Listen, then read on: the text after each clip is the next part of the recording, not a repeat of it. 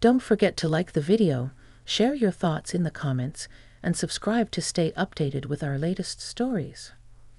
The afternoon sun was doing that lazy golden hour thing it does in late May, painting long shadows across my lawn.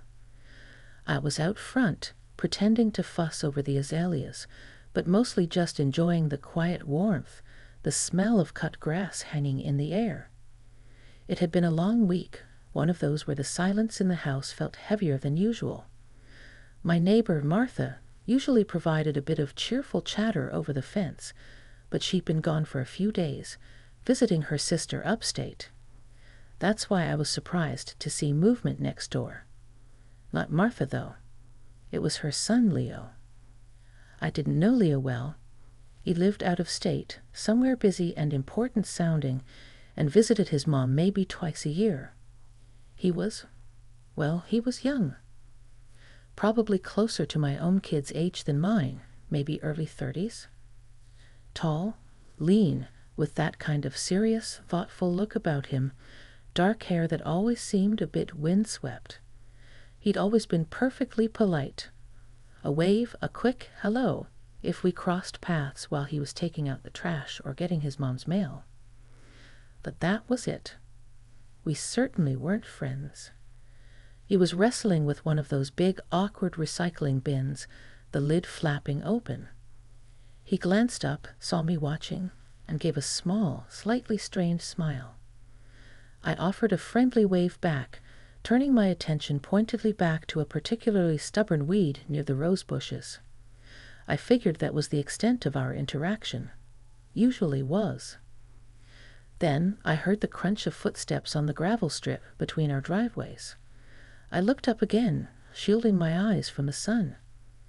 Leo was walking towards me, wiping his hands on his jeans.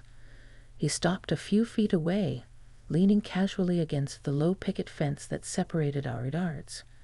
"Hi, Helen," he said.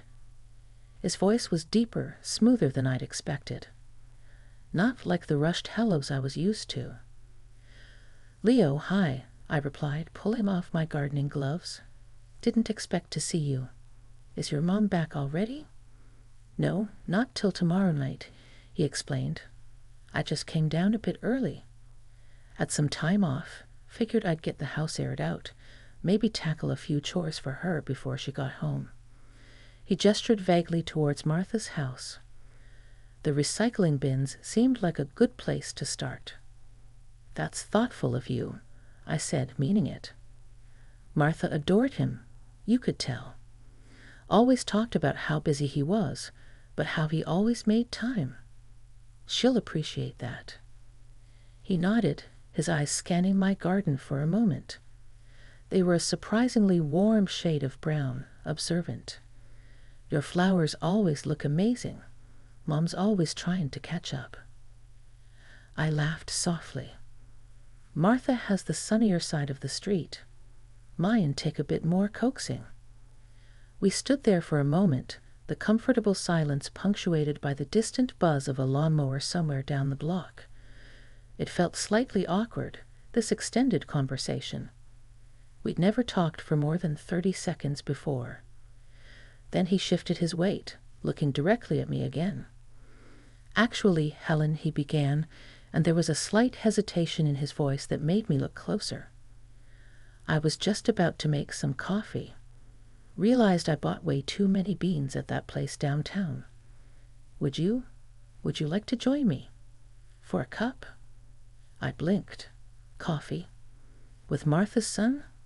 My mind did a quick scramble. Why? Was he just being neighborly because his mom was away? Maybe he was bored? Or maybe he felt obligated somehow. It seemed odd. Unprompted. We had virtually nothing in common, separated by a good 20 years and completely different lives.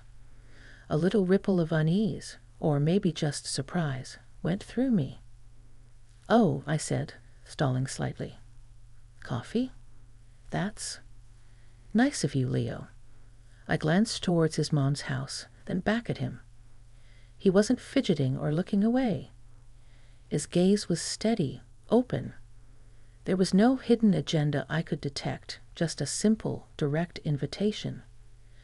No pressure, of course, he added quickly, perhaps sensing my hesitation. Just thought I'd ask. Making a whole pot just for myself feels a bit excessive. He gave another small smile, this one a little more relaxed. And maybe it was the way the sunlight caught the flecks of gold in his eyes, or the unexpectedness of the offer, or just the fact that the silence in my own house suddenly seemed less appealing than the prospect of conversation, even slightly awkward conversation. Maybe I was just curious. What harm could a cup of coffee do? It was just coffee. With the neighbor's son, who happened to be home early. You know what? I said, making a sudden decision, pulling myself up straighter. That sounds lovely. Give me 5 minutes to wash up. His smile widened, reaching his eyes this time. Great. Yeah, take your time. I'll just get it brewing. Front door's unlocked when you're ready. He turned and headed back towards Martha's porch, jogging lightly up the steps. I watched him go, a strange mix of apprehension and intrigue bubbling up inside me. What was I doing? This was probably nothing, just a polite gesture. But a little voice, one I hadn't heard from in a while, whispered that maybe, just maybe, it wasn't nothing at all. I took a deep breath, the scent of roses and impending rain filling my lungs, and headed inside, my heart beating just a little faster than usual. This was definitely unexpected. Walking across the lawn that separated my house from Martha's felt strangely significant, like crossing more than just a patch of grass. The 5 minutes I'd asked for stretched closer to 10 as I changed out of my gardening clothes, ran a brush through my hair, and applied a touch of lipstick, something I rarely bothered with unless I was actually going somewhere. Why the effort? I asked myself sternly in the bathroom mirror. It's just coffee. But the reflection showed a hint of color in my cheeks that hadn't been there before. Martha's front door was indeed unlocked. I pushed it open tentatively, calling out, "Leo, it's Helen." In the kitchen. His voice called back, followed by the clatter of ceramic mugs. Martha's kitchen was exactly as I remembered it, cozy, slightly cluttered in a homey way, with cheerful yellow walls and rooster-themed everything. The air was thick with the rich aroma of freshly brewed coffee. Leo was standing by the counter, pouring dark liquid into 2 sturdy-looking mugs. He'd taken off his light jacket, and the rolled-up sleeves of his shirt showed surprisingly strong forearms. He looked up as I entered, gesturing towards the small, round table tucked into the breakfast nook. "Have a seat," he said. "Milk? Sugar?" "Just a splash of milk, please," I replied, sliding into one of the cushioned chairs. The nook overlooked Martha's backyard, which, unlike mine, was bathed in the full glory of the afternoon sun. Her bird feeders were busy with activity. He brought the mugs over, placing one in front of me before sitting opposite. Up close, I could see the faint lines around his eyes, suggesting he smiled more often than his default serious expression let on. He wasn't boyish, despite being younger than me. There was a certain maturity, a self-possession about him. "Thanks again for this," I said, wrapping my hands around the warm mug.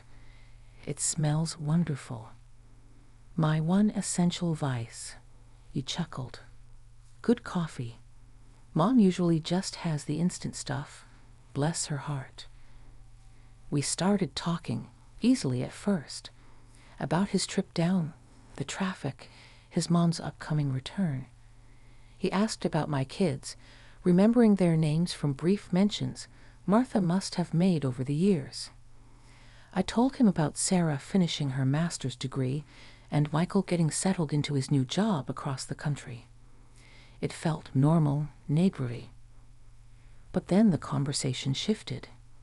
He asked about my garden, not just polite questions, but specific ones about companion planting and dealing with aphids, showing a surprising knowledge.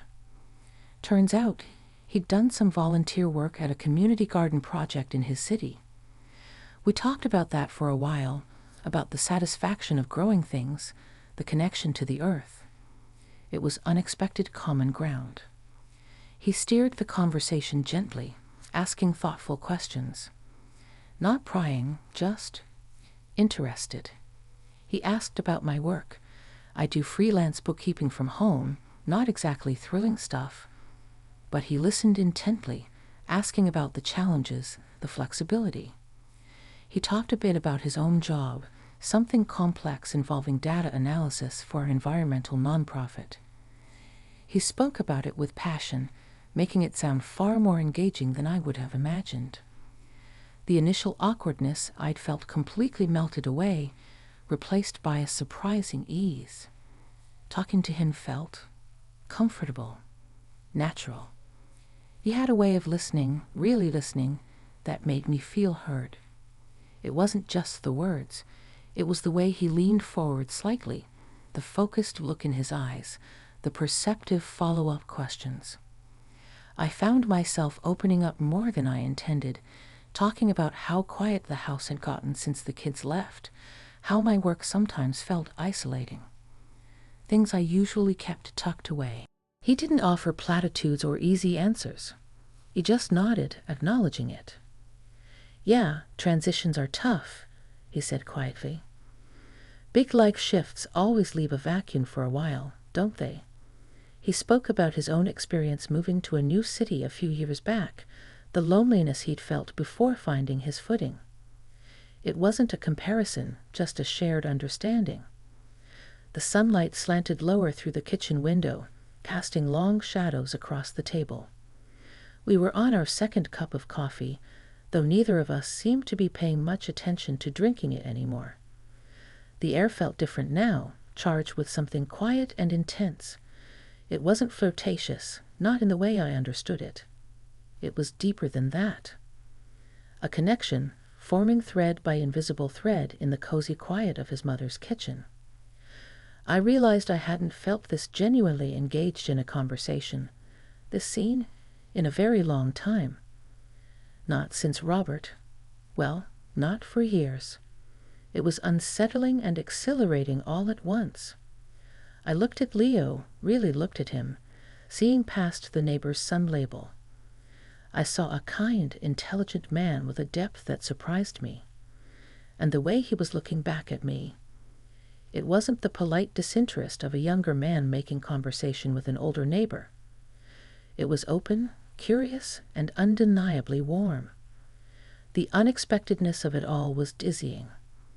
This casual coffee invitation had turned into something else entirely, something quiet and profound that was unfolding between us, right there at Martha's kitchen table.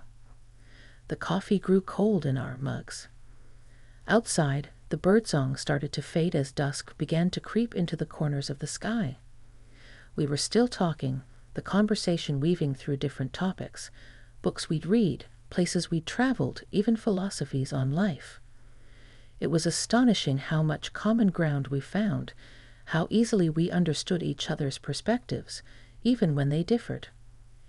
There was a spark there, an intellectual curiosity matched with an emotional resonance that caught me completely off guard. Leo mentioned a documentary he'd recently watched about urban redevelopment and its impact on community ties. It was a subject I felt surprisingly passionate about, having seen changes in our own town over the years.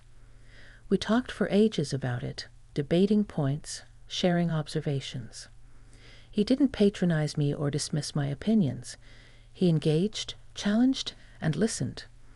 It felt like a conversation between equals, contemporaries almost, despite the years between us. At some point, he got up to rinse the mugs. I offered to help, but he waved me off gently. "Stay put. You're the guest." I watched him move around his mother's familiar kitchen with an easy grace. He seemed comfortable here, yet also slightly separate, a visitor inhabiting a space temporarily. When he sat back down, He didn't immediately pick up the conversational thread. He just looked at me for a moment, his expression thoughtful. "You know, Helen," he said slowly, his voice softer now, "my mom talks about you sometimes. Says you're one of the kindest people she knows." I felt a blush creep up my neck. "Oh, Martha's just biased," I deflected, slightly flustered. "We look out for each other, that's all." "Maybe," he conceded, a small smile playing on his lips. "But she also says you seem a little lonely sometimes, since your husband passed and the kids moved out." His directness took my breath away for a second. It wasn't rude, just frank, honest. It hung in the air between us, undeniable. I couldn't meet his gaze immediately, looking down at my hands clasped on the table. "Well," I began, trying to keep my voice steady. "It's an adjustment. The quiet takes some getting used to." "I can only imagine," he said softly. There was real empathy in his voice. He reached across the small table then, not grabbing my hand, but just lightly touching my forearm with his fingertips. It wasn't a romantic gesture, not exactly, but it was incredibly intimate. A simple acknowledgement. A point of contact that sent a surprising jolt through me, warm and electric. I looked up, meeting his eyes. They were full of understanding. No pity, just connection. "It's not easy," I admitted, the words coming out barely above a whisper. "Sometimes it feels like that chapter of my life is completely closed, and I haven't quite figured out how to start the next one." He held my gaze, his fingers still resting lightly on my arm. "Maybe chapters don't close," he suggested. "Maybe they just blend into the next one.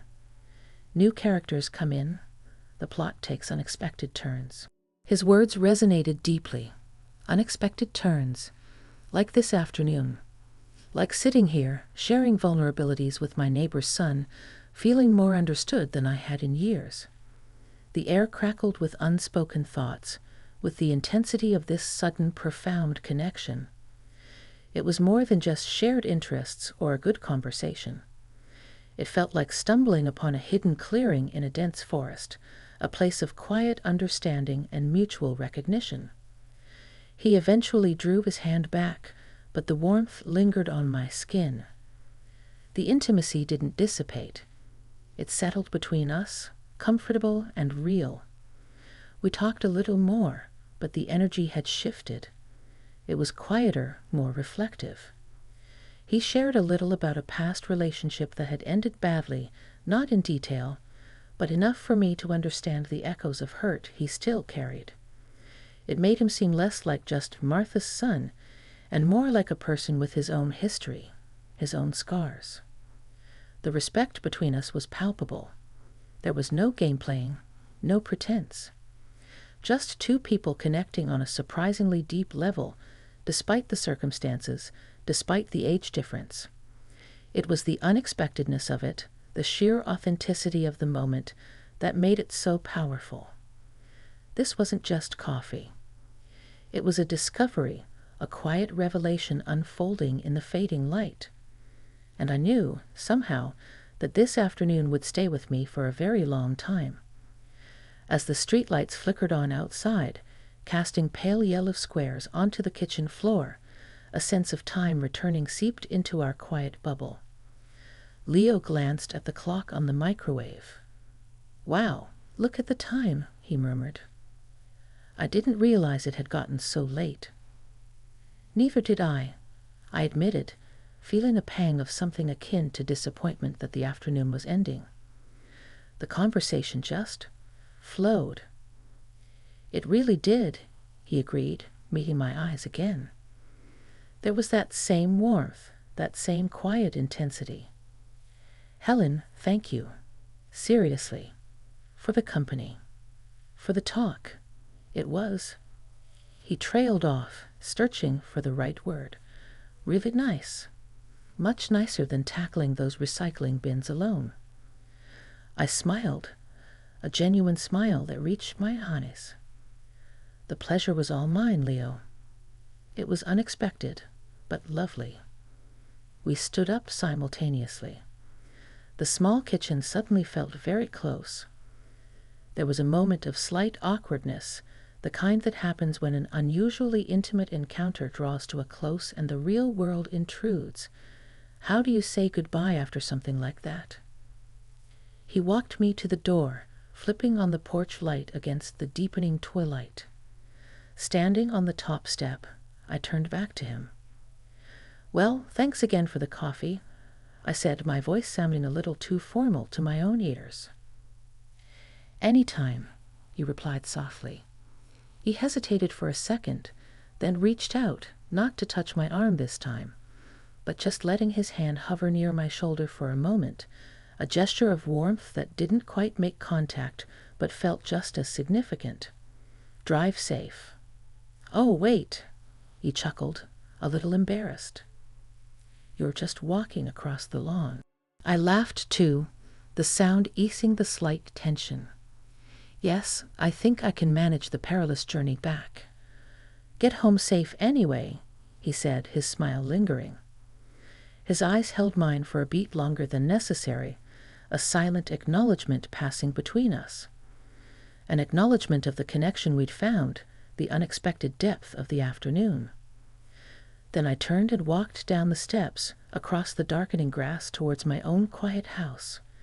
I didn't look back, but I could feel his gaze on me until I reached my own porch. Inside, I leaned against the closed door for a moment, breathing deeply. The house was silent, just as I'd left it, but it felt different somehow. Less empty. The encounter with Leo hadn't been earth-shattering in a dramatic way. There were no declarations, no grand gestures. It was subtle, quiet, yet profoundly moving. It was the simple act of being seen, truly seen, by another person. It was the surprise of finding a connection in the most unexpected of places, with the most unexpected of people. Sitting later with a cup of tea, watching the late news without really registering it, I reflected on the afternoon. I hadn't felt that spark of connection, that sense of being mentally and emotionally aligned with someone in such a long time. It wasn't about age or circumstance, or what anyone else might think. It was about a moment of genuine human interaction that had somehow cracked open a window in a room I hadn't even realized was growing stuffy.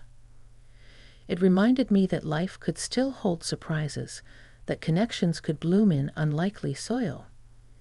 It didn't necessarily mean anything had to happen next. The beauty was in the experience itself, the conversation, the understanding, the mutual respect.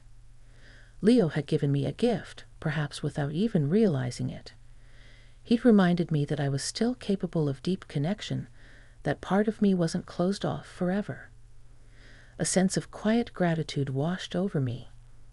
Gratitude for Leo's spontaneous invitation, for his openness, for the respectful way he had shared his time and thoughts. It was a reminder that emotional intimacy can be found in many forms, often when you least expect it. As I finally headed up to bed, the house still felt quiet, but it was a different kind of quiet now. It felt less like an absence and more like a space filled with gentle possibility, a quiet hum of having been truly seen. The simple cup of coffee had turned into a moment of personal discovery, a subtle shift in my own inner landscape, leaving me with a quiet sense of hope and a warmth that lingered long after the coffee itself had gone cold.